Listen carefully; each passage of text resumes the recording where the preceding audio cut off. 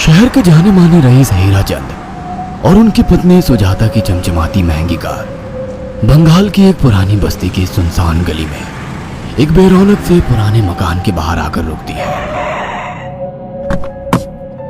सुजाता, ये तुम मुझे किस जगह लेकर आई हो? ये तो कोई गरीबों की बस्ती लगती है। यहाँ ऐसा क्या है? हीराचंद के कुछ भी समझ में नहीं आ रहा था कि सुजाता उसे ऐसी अजीब सी जगह क्यों लाई है, जिस मकान में दिन में भी अंधेरा दिख रहा था और धुआं उठ रहा था। आप मेरे साथ अंदर चलिए, सब समझ जाएंगे। यहाँ हमारी हर समस्या का समाधान मिलेगा। सुजाता और हीराचंद आशंकित कदमों से उस मकान में दाखिल होते हैं। तभी उन्हें किसी महिला की बाहरी आवाज सुनाई पड़ती है। चले आओ, चले आओ। हीराचंद ने देखा कि उस मकान के अंदर अंधेरा था। अचानक हीराचंद की निगाह एक कमरे की ओर पड़ी, जिसके अंदर हल्की हल्की सी रोशनी आ रही थी और उस कमरे के अंदर से धुआं उठ रहा था। शायद उस कमरे के अंदर आग जल रही थी। है? ये किसकी आवाज है? यहाँ इतना अंधेरा क्यों है और ये धुआं कैसे उठ रहा है? मेरा तो यहाँ दम घुट रहा है। सुजाता और हीराचंद धीरे धीरे कदमों से उस कमरे के अंदर चले गए। अंदर वाले कमरे में बिखरे बाल वाली एक खूबसूरत सी बूढ़ी औरत सामने जल रही आग में एक मुर्गी की गर्दन काटकर उसका खून गिरा रही थी और मुर्गी का शरीर छटपटा रहा था। ये देखकर सुजाता को उबकाई आने लगी। हीराचंद ने सुजाता की ओर देखकर कहा, तुम ही मुझे यहाँ लेकर आई हो और खुद ही घबरा रही हो। कौन है ये भयानक सी शक्ल वाली औरत और हम यहाँ क्यों आए हैं? अचानक उस औरत ने एक झटके में मुर्गे की गर्दन धड़ से अलग कर दी। ये देखकर सुजाता के मुंह से चीख निकल गई और सेठ हीराचंद भी सहम गया। वो बहुत डरावना नजारा था। ये अघोरा ताई हैं। ये हमें अपनी काली तंत्र विद्या से संतान सुख प्रदान कर सकती हैं। इसलिए मैं आपको यहाँ लेकर आई हूँ। कैसी बात करती हो? जहाँ बड़े से बड़े डॉक्टर सफल नहीं हुए, वहाँ ये मामूली औरत क्या कर लेगी?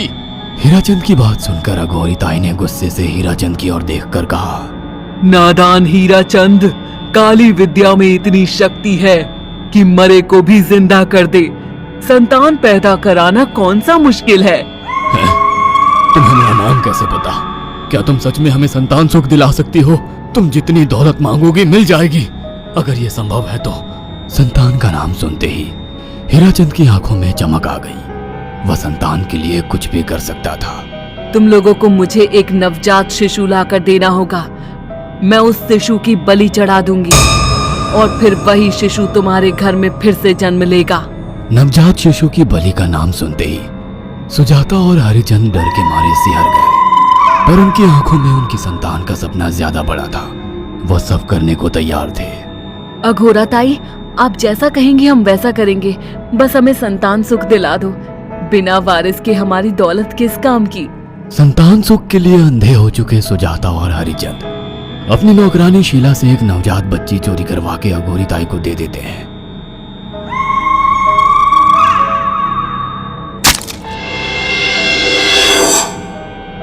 उस शिशु की बलि से सुजाता गर्भवती हो जाती है। देखा आपने अघोरा की तंत्र शक्ति? मुझे उस पर पूरा भरोसा था। चलो चलकर उन्हें धन्यवाद कहते हैं। हीराचंद और सुजाता अघोरा ताई के पास पहुंचते हैं। वो दोनों बहुत खुश थे और अघोरा पर उन्हें अंधविश्वास हो गया था। अघोरा ताई, आप महान तंत्रिका है। आपने वो चमत्कार कर दिखाया जो बड़े बड़े डॉक्टर नहीं कर सके। ये काली विद्या है बेटा। अगर तुम दोनों चाहो तो मैं इस विद्या से तुम दोनों को हमेशा के लिए जवान बना सकती हूँ। क्या सच में ऐसा संभव है? हाँ बिल्कुल, पर इसके लिए तुम्हें जवान लड़के और लड़कियों की बलि चढ़ानी होगी। तुम उन्हें यहाँ तक लाओ, बाकी मैं देख लूंगी। जवान रहने की लालच में अंधे सुजाता और हरिचंद एक अनाथ आश्रमों से हर रोज एक लड़की या लड़के को गोद लेने के बहाने अघोरी के पास बलि चढ़ाने ले जाने लगे। और एक दिन अघोरी ताई ने हीराचंद और सुजाता से इंसानी मांस खाने को कहा। पूरी तरह से इंसान से हैवान बन चुके अब वो दोनों इंसानी मांस खाने के लिए तैयार भी हो गए। ये गर्म खून और मांस खाकर तुम लोगों की उम्र भी बढ़ जाएगी। खाओ इसे। हाँ, सच में ये इंसानी मांस बड़ा स्वादिष्ट है। अघोरा ने अपनी बातों में फंसाकर सुजाता और हरिचंद को नरभक्षी बना दिया था। वो तीनों हर दिन बलि चढ़ाकर खून पीकर मांस खाने लगे। नौकरानी शीला भी नए शिकार लाने में उनकी मदद करती थी, मगर एक दिन शीला को शिकार नहीं मिला।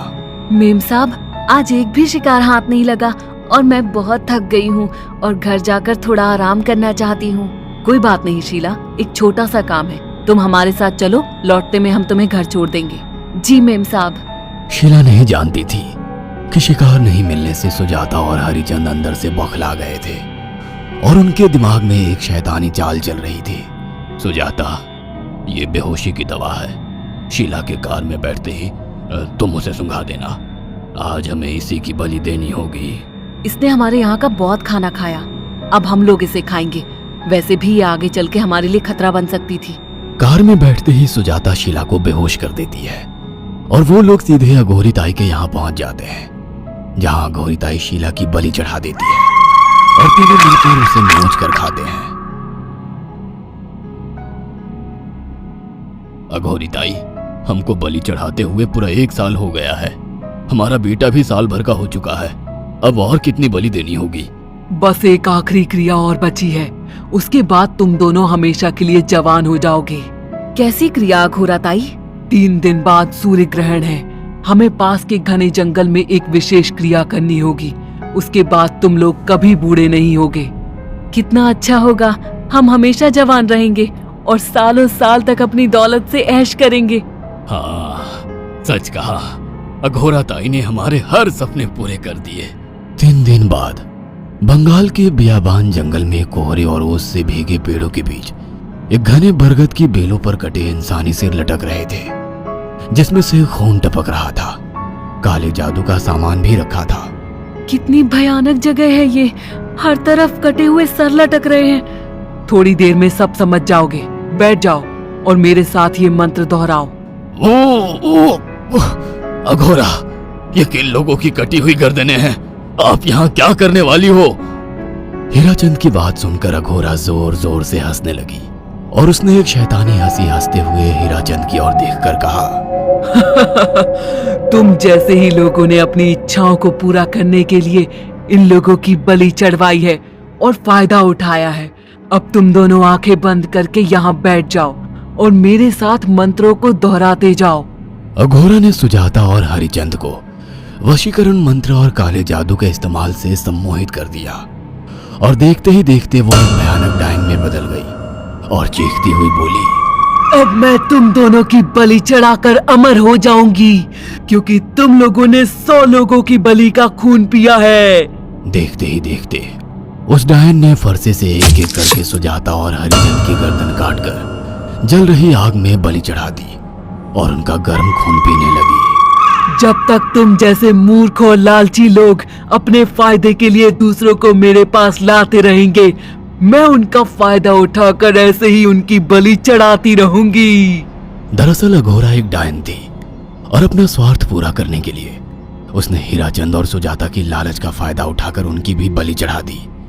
बुरे काम का बुरा ही नतीजा मिलता है।